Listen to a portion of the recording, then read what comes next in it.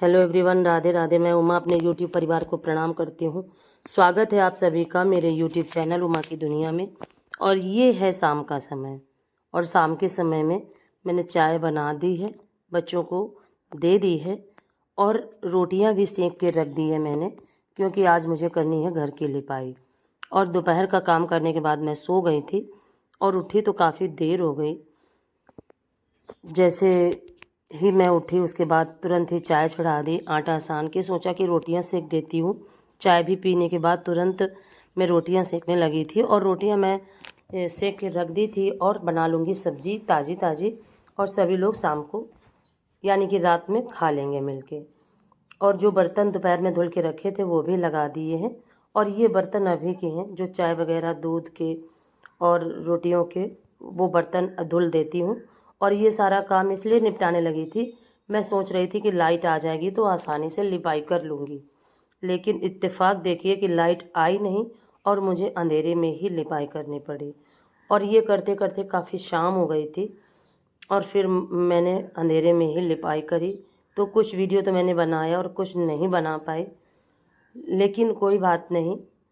लिपाई का वीडियो तो मैं कई बार डाल चुकी हूँ और आगे भी डालती रहूँगी।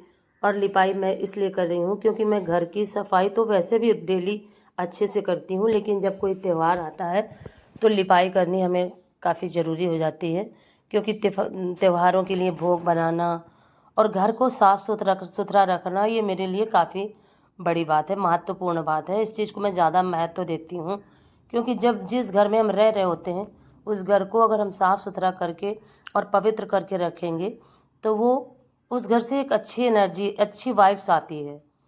और तो मैं जब से मेरी शादी हुई, और शादी से पहले मायके में भी यही था मेरा, और जब से मेरी शादी हुई तो यहाँ आने के बाद मैंने इस घर को हमेशा साफ़ सुथरा और सुरक्षित सुसज्जित रखा है। जिस तरह का भी है, मेरा घर कच्चा है तो क्या हुआ, लेकिन काफ़ी अच्छा है और मुझे काफ़ी अच्छा लगता है मेरा घर। कितनी भी बड़ी बड़ी हवेलियाँ हों, लेकिन उनमें वो सुकून नहीं है जो मेरे घर में है, और मुझे यही एहसास होता है हमेशा। तो मैं अपने घर की देख रेख काफ़ी अच्छी तरीके से करती हूँ, और हमेशा भगवान से जब सफाई करती हूँ तो हमेशा यही प्रार्थना करती हूँ कि प्रभु हमेशा सुख शांति का निवास हो मेरे घर में, और सुख शांति ही सबसे बड़ी चीज़ है हमारे लिए। तो देखिए, सारे काम मैंने कर लिए थे और फिर झाड़ू लगा दी थी और उठा लेती हूँ कूड़ा। घर की सफाई इसलिए कर रही थी, गंदा भी काफ़ी हो गया था और काफ़ी समय से मैंने लिपाई करी भी नहीं थी। और दूसरे की आने वाली है आषाढ़ी का त्यौहार, और आप सभी के यहाँ आषाढ़ी का त्यौहार गुरु पूर्णिमा वाले दिन होता है, पर मेरे यहाँ होता है अमावस्या वाले दिन, 15 दिन बाद। जो अब अमावस्या आने वाली है, अमावस्या है संडे को, और उसी दिन होगा हमारे यहाँ आषाढ़ी का त्यौहार। और उसके लिए मैंने तैयारी शुरू कर दी है। सबसे पहला काम सफाई, और उसके बाद आषाढ़ी में बनती है हमारे यहाँ बिढ़ई और सीरा। और बिढ़ई में मीठी बिढ़ई भी हमारे यहाँ बनती है जो काफ़ी अच्छी और टेस्टी होती है। उसकी भी रेसिपी मैं आपके साथ ज़रूर शेयर करूँगी। और हर जगह बिढ़ई बनाने का भी तरीका अलग अलग होता है। मैं किस तरह से बनाती हूँ वो आपको ज़रूर दिखाऊंगी। और इस तरह से काम की शुरुआत, मैंने लिपाई की शुरुआत कर दी थी, और गेरू मिला लेती हूँ। और पहले इस त्यौहार में हरे गोबर से लिपाई की जाती थी, पर मुझे हरे गोबर से लिपाई करना कम अच्छा लगता है, तो मैं मिला लेती हूँ गेरू और शुरू करती हूँ लिपाई का काम। और उसके बाद मैं दीपक बत्ती के समय तक खाली हो जाऊंगी, और फिर मंदिर जाऊंगी, दीपक जलाऊंगी, आरती करूंगी। वो डेली का अपना रूटीन उसी तरह से करूंगी, लेकिन आज ये काम एक्स्ट्रा हो गया है, इसीलिए खाने को की तैयारी मैंने पहले कर दी थी। और कामों को इसी तरह से मैनेज करना होता है, और इसी तरह से मैं मैनेज करती हूँ। जब कोई काम करना होता है तो सबसे पहले खाने को तैयार कर देती हूँ, जिससे कि मुझे इन कामों से जब फुर्सत मिले तो मुझे खाने में ना जुटना पड़े। तो फाइनली लिपाई मैंने शुरू कर दी है। और कल आप लोगों से मुझे मेरी बात हो रही थी मेनोपॉज की, तो मेनोपॉज में काफ़ी नॉर्मल रहिए, टेंशन मत लीजिए। ये चीज़ टेंशन लेना ही सबसे बुरी बात है हमारे लिए। और इसमें खान पान का ज़्यादा से ज़्यादा ध्यान रखिए, अपने शरीर को स्वस्थ रखने की ज़्यादा से ज़्यादा कोशिश करिए, तो ये समय काफ़ी आसानी से निकल जाता है। और खून की कमी को पूरा करने के लिए मैंने आपसे जो शेयर किया था खजूर वगैरह, उसके साथ मैंने कच्ची लौकी का भी इस्तेमाल किया, जो मैं आपसे बताना भूल गई थी। और कच्ची लौकी के सेवन से खून काफ़ी अच्छी मात्रा में बढ़ता है। और करीब 250 ग्राम से ज़्यादा कच्ची लौकी का मैंने सेवन किया 1 से डेढ़ महीने तक किया। लेकिन अब बारिश का समय शुरू हो गया है, इसलिए अब बंद कर दी है, क्योंकि कच्ची सब्जियों को इस समय खाना सेहत के लिए अच्छा नहीं होता है। बैक्टीरिया ज़्यादा बढ़ जाते हैं हमारे साथ हर चीज़ में, तो कच्ची लौकी का सेवन बंद कर दिया है। लेकिन कच्ची लौकी एक अच्छा ऑप्शन है आयरन की कमी को पूरा करने के लिए। लेकिन डॉक्टर ने मुझे सलाह दी कि आप आयरन की कढ़ाई में डेली का खाना बनाओ, कभी भी आपके शरीर में आयरन की कमी नहीं होगी। और मैं पहले आयरन की कढ़ाई में खाना बनाया करती थी ज़्यादा से ज़्यादा, लेकिन जब 1 साल से मेरा स्वास्थ्य बिगड़ा तो मैंने आयरन की कढ़ाई का इस्तेमाल बहुत कम कर दिया, बहुत कम ही आयरन की कढ़ाई का इस्तेमाल करने लगी, और जिससे की वजह से मुझे इन चीज़ों का सामना करना पड़ा। और आयरन की कढ़ाई का इस्तेमाल मैंने इसलिए कम कर दिया कि जब मेरा स्वास्थ्य सही ना रहने लगा तो मुझे काम करने में काफ़ी दिक्कत होने लगी थी, और मुझे ये लगता था कि कढ़ाई मांजने में समय लगेगा और दिक्कत होगी, मैं कर नहीं पाऊँगी। तो मैं इसलिए हंडालियम की कढ़ाई का यूज़ ज़्यादा करने लगी, जिसकी वजह से मेरे शरीर में आयरन की काफ़ी मात्रा में कमी हो गई, और जिसकी वजह से मुझे दिक्कत झेलनी पड़ी। तो प्लीज़ आयरन की कढ़ाई का ज़्यादा से ज़्यादा इस्तेमाल करिए। मैं भी अब बिल्कुल ही हंडालियम की कढ़ाई को हटा दूंगी अपनी रसोई से, और अब मैं सिर्फ आयरन की कढ़ाई का ही इस्तेमाल ज़्यादा से ज़्यादा करूंगी। जब कभी की बात नहीं करती, लेकिन अब आयरन की कढ़ाई का इस्तेमाल ज़रूर से ज़रूर करूंगी। तो मेनोपॉज़ की समस्या को काफ़ी आसानी से निकाला जा सकता है। उसके लिए हमें अपने अच्छे खान पान की, अच्छे स्वास्थ्य की, अपनी खुद की देख रेख करनी होगी, और उसमें आपके परिवार का सपोर्ट भी आपके लिए काफ़ी ज़रूरी है। और मुझे मेरे बच्चों ने इस पीरियड में काफ़ी सपोर्ट किया, क्योंकि मेरे अंदर काफ़ी चिड़चिड़ापन, काफ़ी उलझन, काफ़ी बेचैनी रहा करती थी, और उस उलझन की वजह से कभी कभी मैं बच्चों को डांटने भी लगती थी और उलझने भी लगती थी बच्चों से। बच्चों को डांटने के बाद भी बच्चे मेरा बराबर सहयोग करते रहे और हंस के सभी चीज़ों को टाल जाते थे।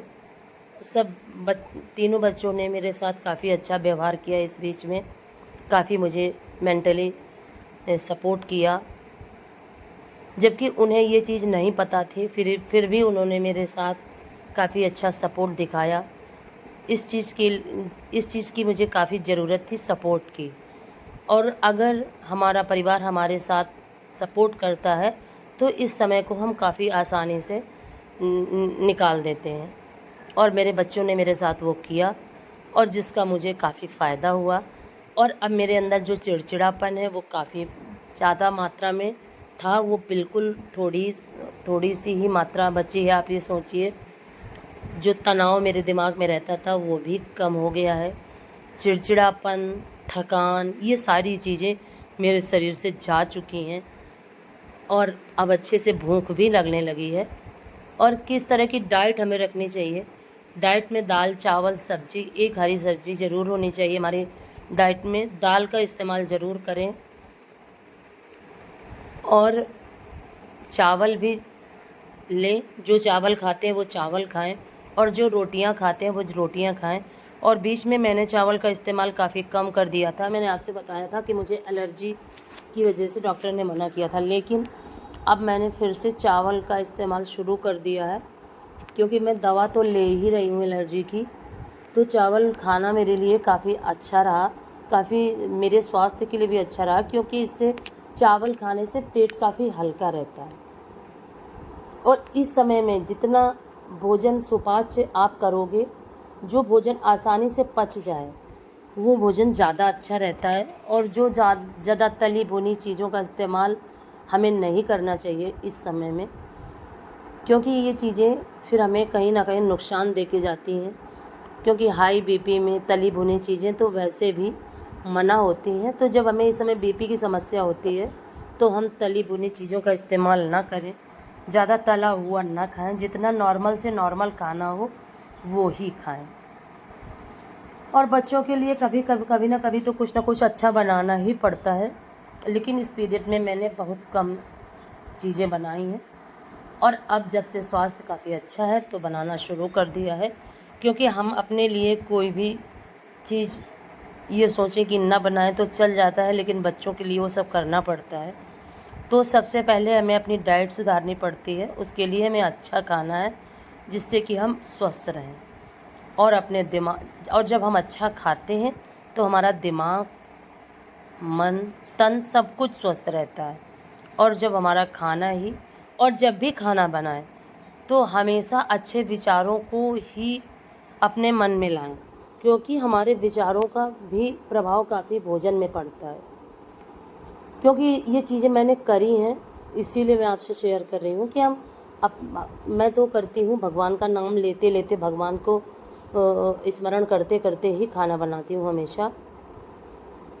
और इस चीज़ का भी मुझे काफ़ी बेनिफिट मिला है। और जब हम अच्छा स्वस्थ खाते हैं तो हमारा मन भी स्वस्थ होता है।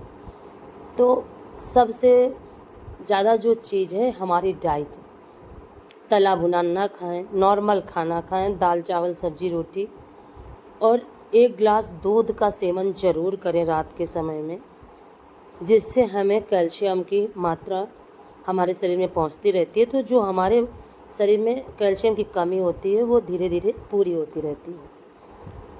इस समय शरीर में काफ़ी चीज़ों की जो कमी है वो हमारे लिए कष्टकारी होती है। तो सारे ही चीज़ों को अपने भोजन से ही हम मैनेज कर सकते हैं। उसके लिए सलाद भी काफ़ी ज़रूरी है, और सलाद से हमें फाइबर की मात्रा काफ़ी ज़्यादा मिलती है, और सलाद खाने से हमारा पेट हल्का रहता है, और पेट की सफाई भी अच्छी तरीके से होती है। तो इस समय में इन चीज़ों का ध्यान ज़रूर रखें। अंकुरित अनाज को भी अपनी डाइट में ज़रूर से ज़रूर शामिल करें।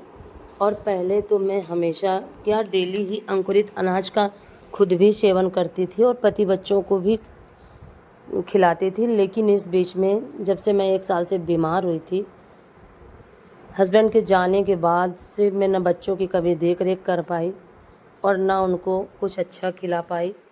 लेकिन अब मैं पूरी कोशिश करूँगी कि अब मैं अपने बच्चों को अंकुरित अनाज ज़रूर डेली डाइट में खिलाऊं। और अब मैं धीरे धीरे अपनी डाइट को भी बिल्कुल रूटीन पे लेके आऊँगी, यही मन बना लिया है मैंने। और मुझे पूर्णतः स्वस्थ होना है, ये भी मेरा मन है। और देखिए मैं लिपाई वगैरह कर चुकी थी और छत में कपड़े पड़े हुए थे, मैं लेने आ गई थी और कपड़े काफ़ी ज़्यादा थे। तो ये बेडशीट देखिए मैंने बिछा दी है जाल पे, और इसी पे सारे कपड़े रख दूँगी। और इस तरह से, और व्यायाम को ज़रूर जोड़ें, योग ज़रूर जोड़ें। इस समय में योग काफ़ी ज़रूरी है। एक्सरसाइज हमारे शरीर को स्वस्थ रखती है, एक्सरसाइज काफ़ी ज़रूरी है, और अब हमारे शरीर को हल्का भी बनाती है। उसके लिए आप वॉकिंग भी कर सकते हो और एक्सरसाइज घर में भी कर सकते हो, जिस तरह से आप को आसानी हो वो चीज़ आप कर लो। मैं तो वॉकिंग करती रही हूँ, लेकिन इस समय में बंद कर दिया है, करीब 1 महीने हो गया। और जैसे ही बिल्कुल पूर्णतः स्वस्थ हो जाऊँगी तो तुरंत ही करने लगूँगी। और एक्सरसाइज भी मैं कभी कभी छूट भी जाता है और कभी कभी नहीं कर पाती हूँ, लेकिन मैं कोशिश करती हूँ कि करती रहूँ, जिससे कि मेरा शरीर स्वस्थ रहेगा। तो प्लीज़ आप लोग भी इस चीज़ को ज़रूर करिए। और अगर मेरा वीडियो थोड़ा सा भी पसंद आए तो मुझे सपोर्ट ज़रूर करिए, वीडियो को लाइक करिए, चैनल को सब्सक्राइब करिए, और एक प्यारे से कमेंट्स के साथ अपना प्यार और आशीर्वाद दीजिए। और अब मैंने कपड़े ले लिए हैं और अब जा रही हूँ नीचे, और वीडियो को यहीं से ख़त्म